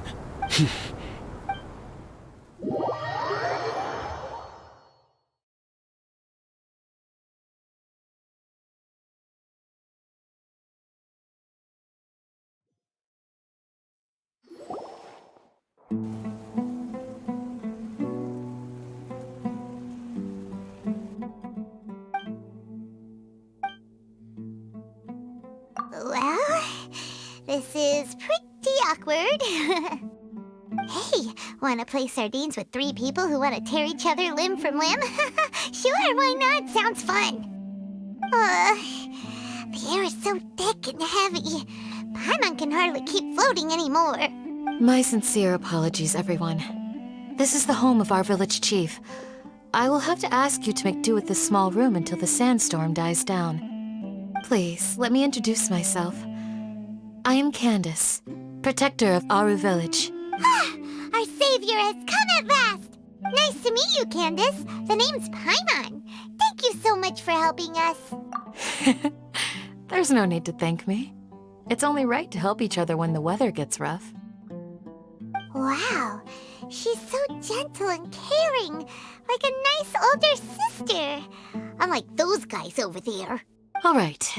Now that we're all better acquainted, we should return to the topic at hand. As a guardian charged with the responsibility to protect my fellow villagers from harm, I was observing your conflict from afar, even before the sandstorm started.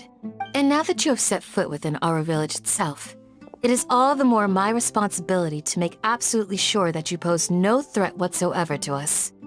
So please, have an honest and sincere conversation with one another, and put your hostile feelings to rest. If anyone dares to start anything again while they are under this roof, I will not hesitate to send them out for some quality time with the creatures of the sandstorm. Oh, on second thought, Paimon may have misjudged Candace's character. And that goes for you too, Miss Dia. Do I make myself clear? All right, we got it, Candace. That's what I like to hear. So, which of you will begin? I was supposed to be a mediator, but I might have gotten a little too involved just now. Anyway, one of those two should probably start talking. Wait, that was you trying to be a mediator? I have nothing to hide, so there's no shame in explaining myself. While Al-Haytham wasn't wrong about the other Matra not knowing my whereabouts, it's not because I've been assigned a morally dubious mission. Rather, I've chosen to exile myself. Huh? Exile yourself? A little while ago, I discovered that there was data missing in the Academia's project planning and development files. What little they did report clearly did not match the project's actual progress. As General Mahamatra, I had the responsibility and authority to request an audit. However, to my surprise, the person responsible for the erroneous data was none other than Grand Sage Azar himself. I tried to investigate the issue myself before submitting a formal audit request, but I soon found that all leads and potential pieces of incriminating evidence were carefully concealed from me. I began to realize that they were cautious of me from the very beginning. Unsurprisingly, the Grand Sage rejected my audit request as soon as the submission reached his desk. He even said to me, "The power of the General Mahamatra is granted by the sages. You have no right to judge us." So they really are up to no good. I realized then that to the Grand Sage, the Matra are nothing more than tools for the sages to assert and maintain their control over knowledge. The vows that we took, the principles that we strive to uphold, they are meaningless to the academia of today. I believed it would be wise to flee the academia before the sages had a chance to take action against me. This way, they can no longer see nor predict my actions. I will never give up on this investigation. There's no need for someone else to give me power or authority. Once I find the truth, I will administer judgment by my own name. Sino seems to have the same goal as us. We're all investigating the sages. Plus, now that he's no longer the General Mahamatra, he somehow feels a lot less scary.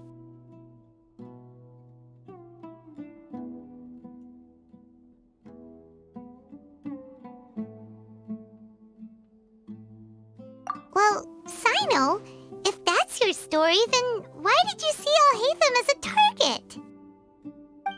When I was investigating the matter in the academia, I overheard a conversation between Al-Haytham and a sage.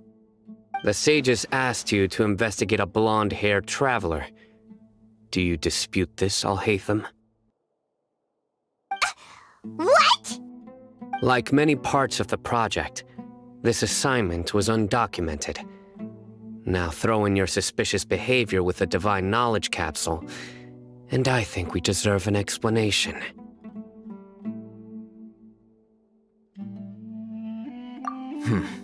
Yes. I was indeed tasked with investigating the Traveler. After all, the promised reward was so great that hardly any scholar could have refused. The sage told me, once you've completed this assignment, I can give you a glimpse of divine knowledge. A most enticing offer. Unfortunately, those academics don't know me at all. Their words contained one key piece of information, namely that divine knowledge indeed exists. That gave me all I needed to know. From my perspective, the sages are far from trustworthy. Think about it. Isn't it a little strange they're so willing to share divine knowledge with anyone, even as a reward? So, I began my own investigation following the lead of the divine knowledge capsule. In the end, I realized my wisdom in committing to this rather than collaborating with the sages. Had I been less guarded, I probably would have ended up like that Ain al-Ahmar mercenary, incapable of remaining sane for long enough to hold a conversation. You mean that the sages originally planned to dispose of you, using one of those capsules that drive people insane?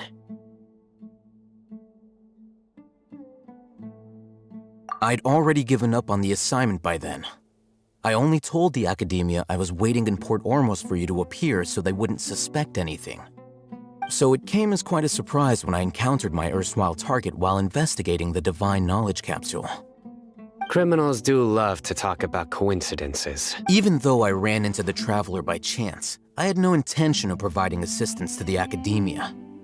Also, you should remember, you were the ones who decided to follow me and strike up a conversation after I left that tavern. That's true. Al-Haytham helped us out at Caravan Rebat as well. Maybe he's telling the truth. I'm willing to apologize if that's worth anything to you. I took the divine knowledge capsule behind your back because I judged its existence to be a significant risk. I felt that it would be best for no one to interact with it before it had been properly studied.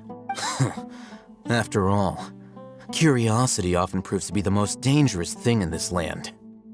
You should be well aware, Scribe Al-Haytham, that curiosity can also lead you to danger and suspicion. Answer me this. Did the sages share any information about their project with you? Have I not made myself clear? You and I are both distrusted by the Academia.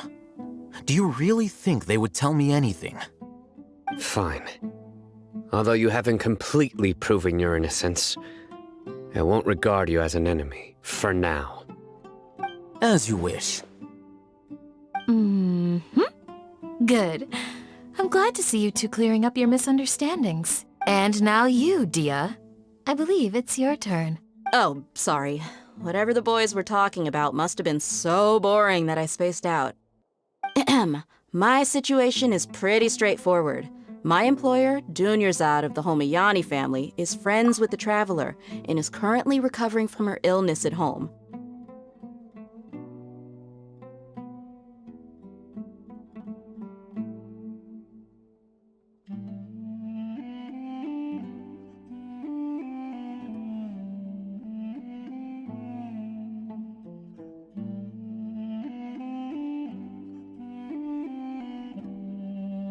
I had nothing going on, so I decided to return to Aru village for a visit. I was actually looking forward to a pretty exciting time getting back together with everyone here. But then I saw these two random guys in the middle of a pointless argument. It ticked me off, and things went downhill from there. Is that all? Well, I will admit that definitely sounds like your style.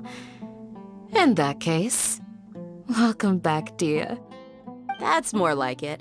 I missed you all so much, Candace.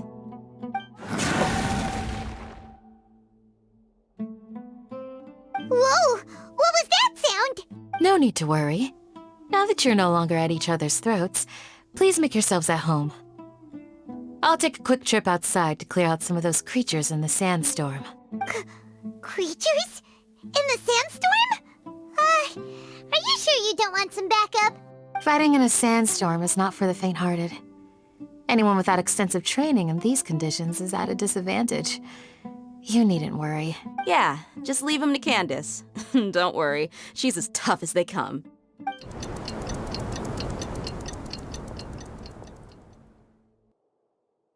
The wind's died down.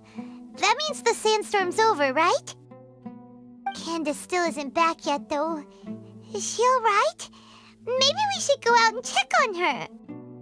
When you put it that way, even I'm starting to feel a little worried. All right, let's go. We've been here long enough, and the boys are as chatty as the floor.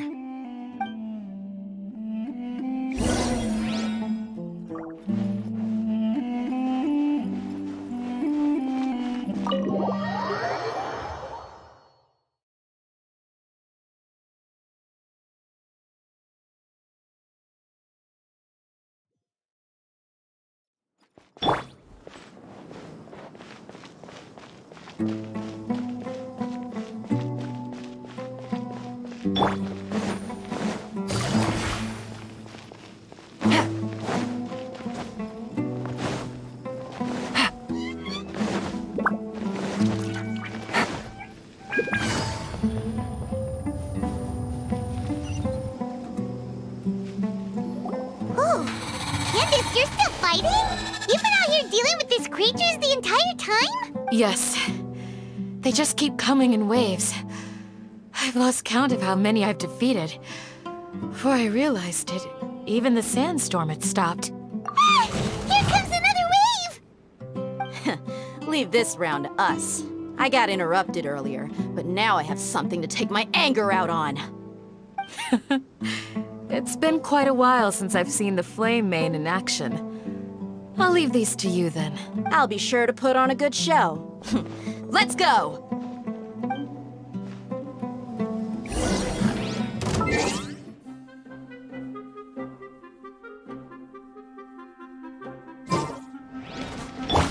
Coming to be!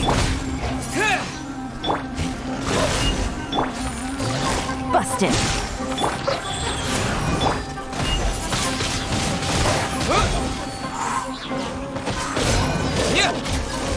Moment of birth! Gotcha!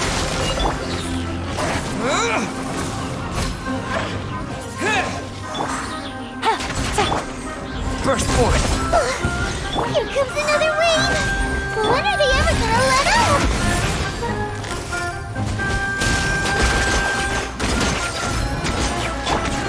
Wind blade! Witness my great undertaking! The creatures stopped appearing. Was that the last of them?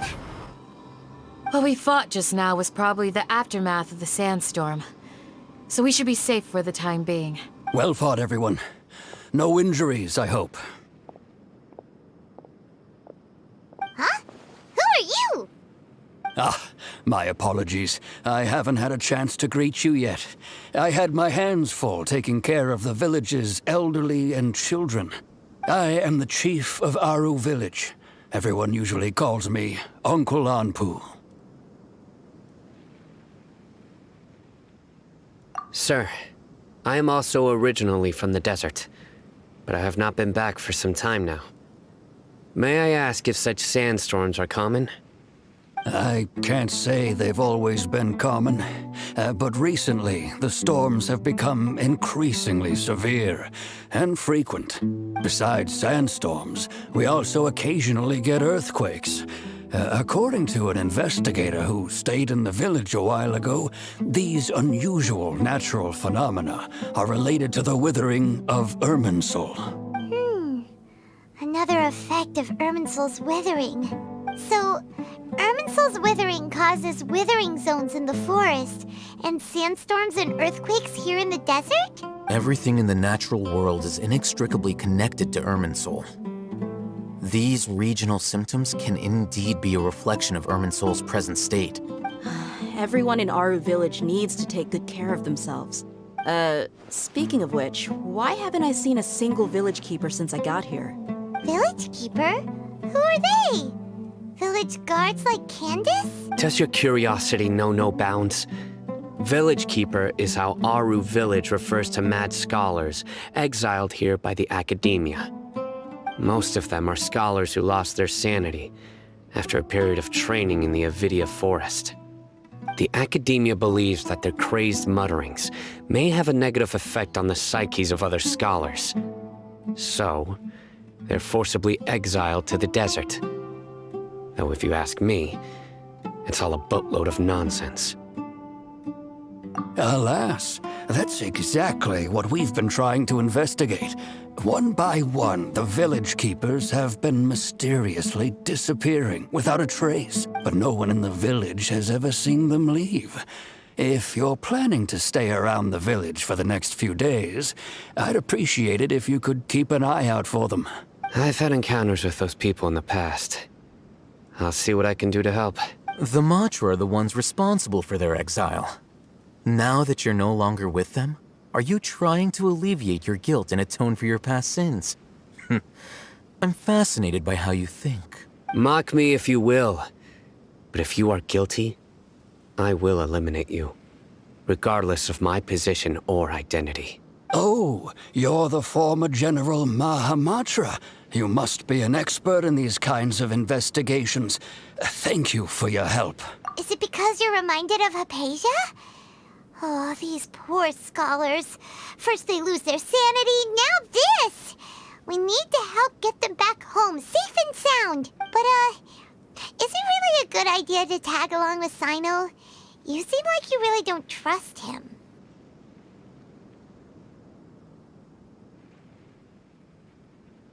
I'll be grateful for the assistance. No doubt you will do a better job than some of my former subordinates. Let's start by finding a spot to share what we know so far.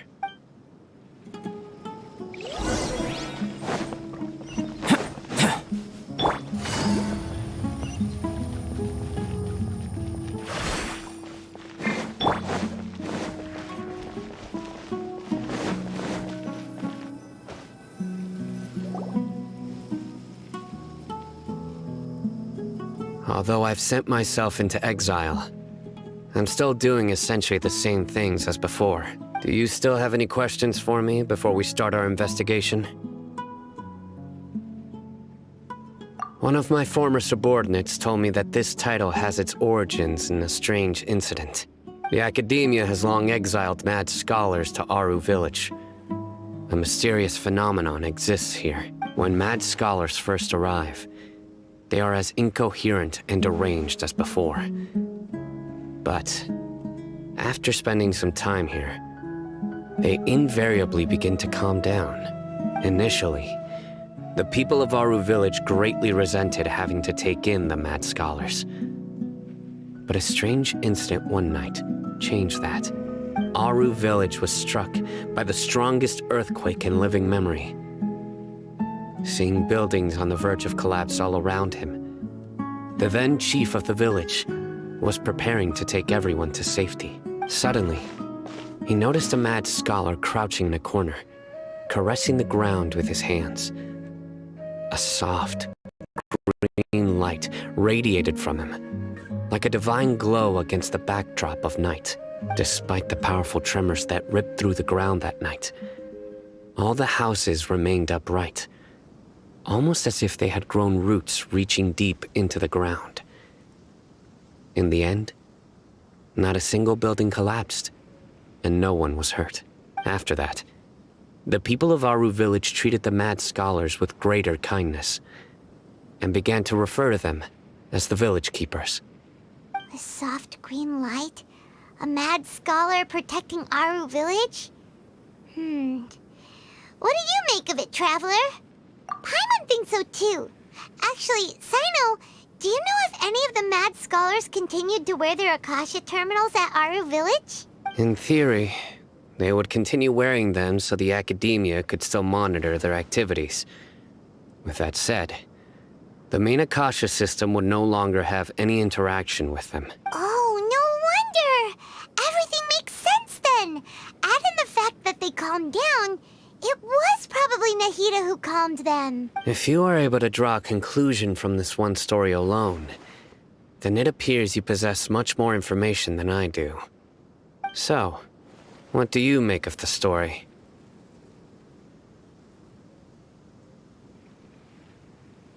Really? Lesser Lord Kusanali. What? You don't believe us? Lesser Lord Kusanali was definitely using the Akasha to give her power to the Mad Scholars! No, it's not so much that I don't believe you. I'm just struck by your reasoning. Lesser Lord Kusanali, the current Dendro Archon. Is she really active in Sumeru?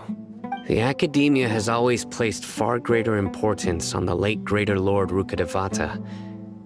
They've more or less ignored Lesser Lord Kusanali, and I've never had any reason to doubt their views.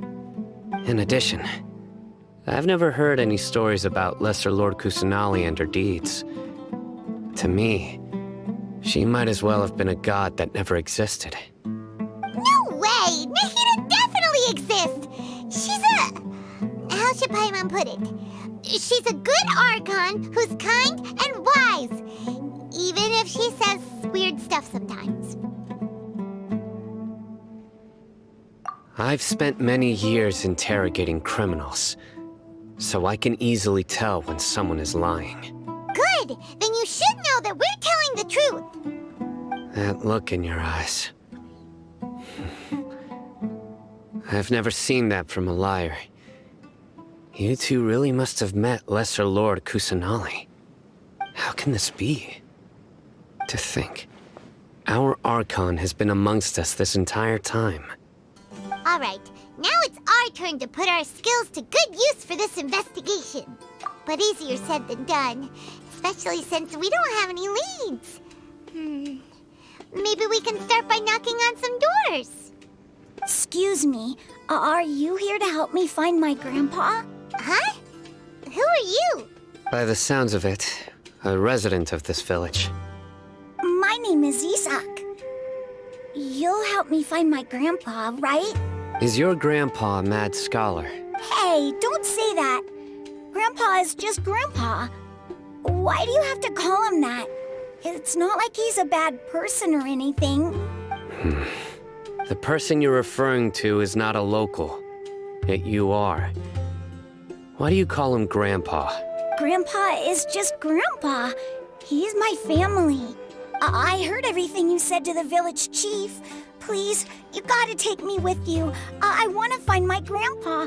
I swear I'll help. I won't be a nuisance. Ah, so you're the one who was eavesdropping on us around the village chief's house. I was planning to go out and take care of whoever it was, but I had a vague feeling that they didn't harbor any ill intent. Whoa.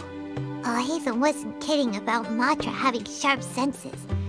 Sino, he's just a kid. All he wants is to find his grandpa. Let's find a way to help him. Sorry.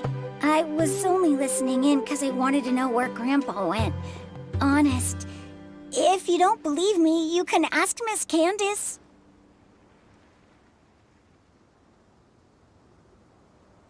All right. But first, let's confirm the facts with Candace.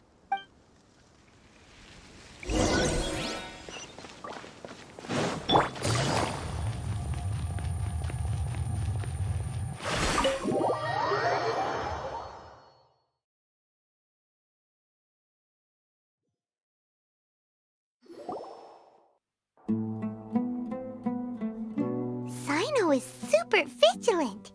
Is this what all the Matra are like? Ah, you're back already. We just wanted to confirm something with you.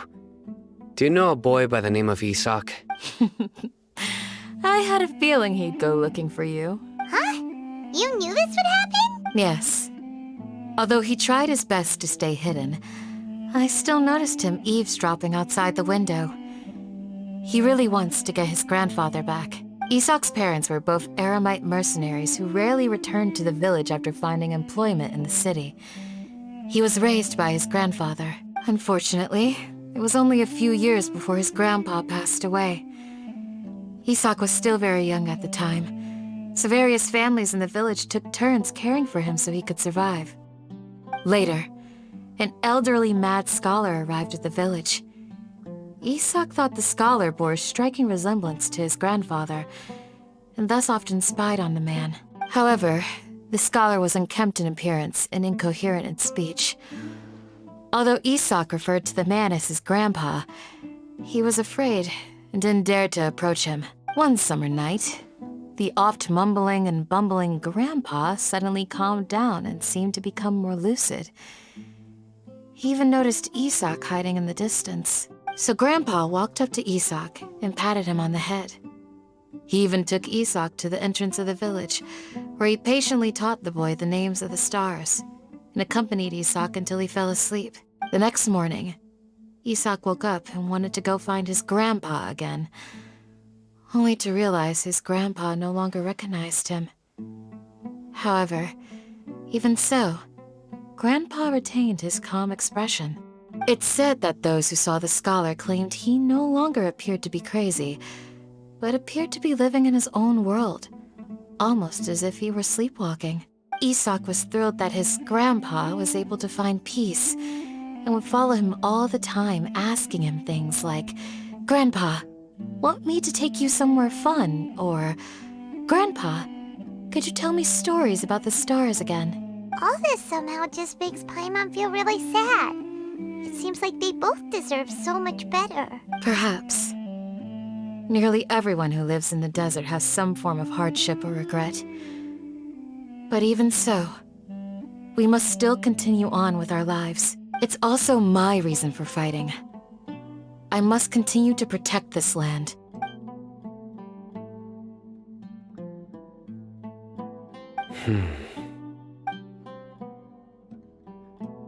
Maybe the people have always had a considerate god watching over them. Huh? What did you say, Sino? No, nothing. As long as Isak keeps his word and doesn't get in our way, we can take him along. Perhaps you are more compassionate than I gave you credit for. Please accept my thanks on Isak's behalf, Sino.